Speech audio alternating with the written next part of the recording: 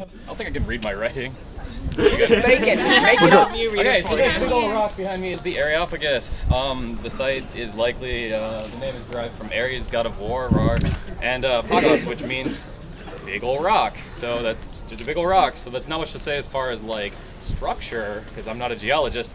But there was a council that met here, also called the Areopagus, and it was a council of aristocrats whose powers traditionally were pretty wide-ranging and sort of pre-democratic Athens.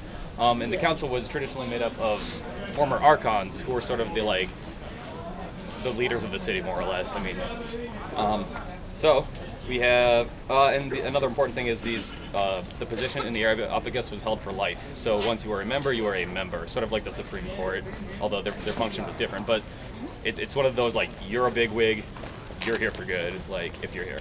So according to Aristotle, pre-Solonian and Solonian, the Areopagus had a wide-ranging power over the law. They could fine people without appeal. They were the law. But as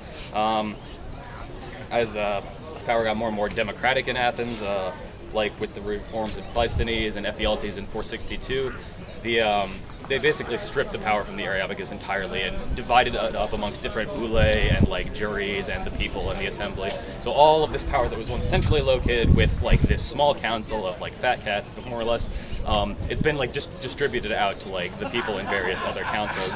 And the only thing really left to the Areopagus after Ephialtes reforms were basically power over homicide trials and a few other like religious functions, and it basically had totally declined in power and was far less significant. I think during like the Battle of Salamis, didn't they like pay for people to get out? So they were kind of in good favor at that time, but more or less after all these democratic reforms, they were like sort of on the outs and were just sort of old aristocracy, and the power was really held with the people.